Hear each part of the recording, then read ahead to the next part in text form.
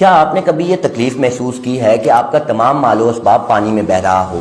آپ دور کسی ٹیلے پر یا درخت پر بیٹھے یہ سارا منظر دیکھ رہے ہوں۔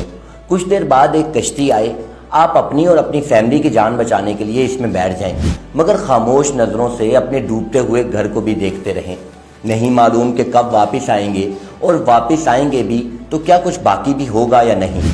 مگر یہ صورتحال ہر چند سال بعد پاکستان میں لاکھوں لوگ برداشت کرتے ہیں۔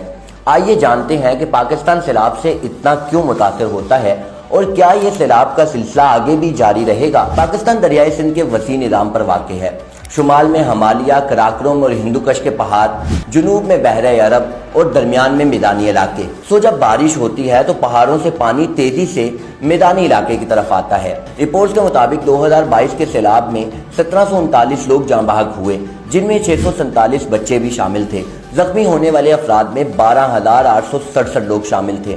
تقریباً 33 ملین لوگ اس سیلاب سے متاثر ہوئے۔ 20 لاکھ سے زائد مکانات تباہ یا متاثر ہوئے۔ اقوام متحدہ نے بتایا کہ پاکستان کا اس سیلاب میں 1/3 حصہ ڈوب گیا۔ اسی تسلسل میں 2025 کے سیلاب کی صورتحال بھی قابل غور ہے۔ NDMA کے مطابق 2025 کے سیلاب میں 1000 افراد جاں بحق ہوئے، 1000 افراد زخمی ہوئے اور 42 لاکھ افراد متاثر ہوئے۔ تقریباً 15 سے 18 لاکھ افراد بے گھر ہوئے۔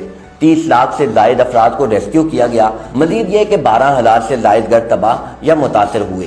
کئی علاقوں میں سڑکیں اور پل تباہ ہوئے، ہزاروں دیہات ڈیرے آب آ گئے۔ یہ سیلاب خاص طور پر خیبر پختونخوا، جنوبی پنجاب، سندھ اور بلوچستان میں شدید رہا۔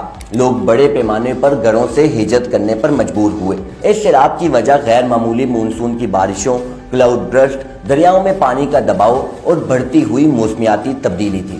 مگر اب سوال یہ ہے کہ کیا مستقبل میں بھی ایسا ہو سکتا ہے؟ سائنسی رپورٹس کے مطابق جواب واضح ہے۔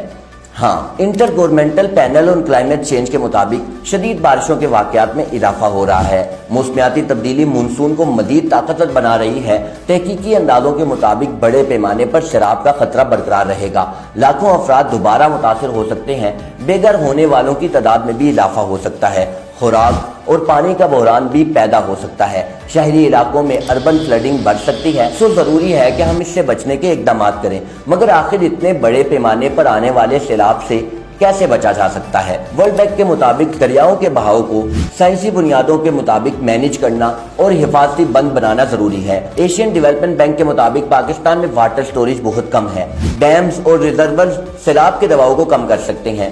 UN ہیبیٹیٹ کے مطابق ندی نالوں پر تعمیرات سیلاب کو بڑھاتی ہیں، نکاسی آب کا نظام بہتر بنانا ضروری ہے۔ اسی طرح یونائٹڈ نیشنز کا کہنا ہے فلڈ ریزسٹنس انفراسٹرکچر ضروری ہے، جس کے تحت درخت لگانے ہوں گے، جس سے پانی کے بہاؤ کو کنٹرول کیا جا سکتا ہے اور زمین کے کٹاؤ کو بھی کم کیا جا سکتا ہے۔ سیلاب قدرتی آفت سے زیادہ ہماری اپنی نااہلی اور بد انتظامی کا منہ بولتا ثبوت ہے۔ ٹھیک ہے، سیلاب کو مکمل طور پر روکا نہیں جا سکتا، لیکن اس کے اثرات کو کم ضرور کیا جا سکتا ہے۔ اگر ہم سال بھر سیلاب کا انتظار کرتے رہیں اور سیلاب آتے ہی متاثرین کیمپ قائم کریں اور بڑے پیمانے پر عرصے تک لوگ کیمپوں میں رہنے پر مجبور ہوں تو صورتحال ایسے ہی رہے گی۔ ضروری ہے کہ ابھی سے سیلاب سے بچنے کی حکمت عملی کو اپنائیں، ورنہ ہم بھی کسی متاثرین کے کیمپ میں بیٹھے گھروں سے پانی اترنے کا انتظار کرتے رہ جائیں گے۔